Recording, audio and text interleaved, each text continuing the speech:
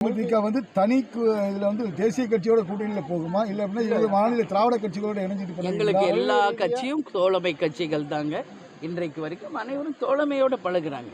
ஆனால் கூட்டணி என்பது கழகம் அத்தனை தொண்டர்கள், நிர்வாகிகள், மாவட்ட செயலாளர்கள் விரும்புகின்ற ஒரு கூட்டணியை தான் நம்ம அமைக்க முடியும். அந்த வகையில் இன்னும் நிறைய டைம் இருக்குங்க. மார்ச்சில் தாங்க டேட்டே டிக்ளேர் பண்ண போகிறாங்க, எலெக்ஷன் டேட்டு.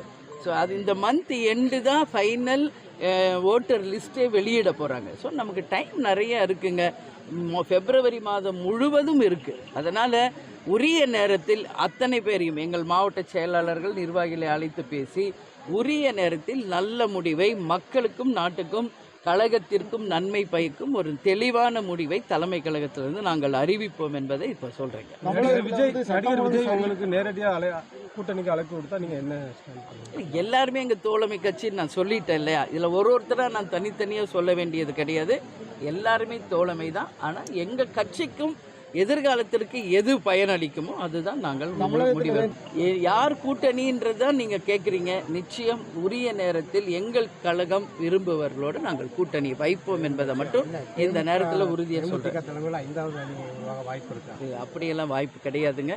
அப்படி எதுவுமே கிடையாது. இப்போ கூட்டணி பிரதான கட்சிகளாக இருக்கிற இப்போ தேமுதிகவாக இருக்கட்டும், அப்புறம் நம்ம ராமதாஸ் ஐயா அவரோட இதாக இருக்கட்டும், இப்போ புதிய தமிழ் கிருஷ்ணசாமி அப்படி வந்து பிரதான கட்சிகள் கூட்டணியில் வந்து இருந்துட்டு வந்திருக்காங்க.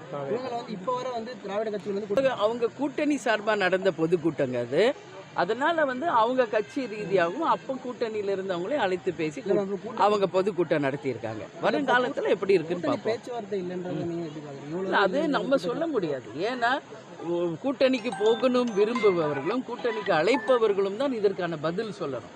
அதில் எங்களுக்கு எந்த ஒரு ஸ்ட்ரைட் கனெக்ஷன் இல்லாததுனால அதை பற்றி நான் கருத்து சொன்னால் அது சரியாக இருக்காது. உங்களுக்கு திராவிட கட்சிகள்கிட்ட இதுவரை அழைப்பு வந்திருக்காங்க சொல்லிட்டேன் ஒரே லைன்ல. எல்லாருமே எங்களுக்கு தோழமை கட்சிகள் தான். அனைவருமே தோழமை தான். கேப்டனுடைய குரு பூஜைக்கு நீங்க பாத்தீங்களா? எல்லா கட்சியுமே வந்தாங்களா? அதுதான் அனைவரும் தோழமை. கட்சிக்கும் எதிர்காலத்துக்கும் எது நல்லதும் அந்த முடிவை நாங்கள். கூட்டணி பேச்சுவார்த்தை ஒரு முறை இருந்தாலும் 2020 சட்டமன்றத்தில் வந்து இருமுனை போட்டி தான் இருக்குமா இல்லை வேற மும்முனை போட்டிகள் வாய்ப்பு இருக்கு? எத்தனை பேர் போட்டிடுறாங்களோ அத்தனை முனை போட்டி, அதுல மாற்று கருத்து இல்லை. ஆனால் மக்கள் யாரை தேர்ந்தெடுத்து யாருக்கு ஆட்சி அதிகாரத்தை கொடுக்குறாங்க அப்படிங்கிறது தேர்தல் முடிவுகள் தான் சொல்லுவாங்க. மக்கள் தீர்ப்பே தான் மகேசன் தீர்ப்பு. அதனால 3 முனையா 4 முனையா 5 முனையா எதுவுமே நம்ம இப்போ சொல்ல முடியாது. இப்போ வரைக்கும் எனக்கு தெரிஞ்ச 4 முனை போட்டி இருக்கிறது. எந்த போட்டி இருந்தாலும் மக்கள் தான் இறுதி எஜமானர்கள்.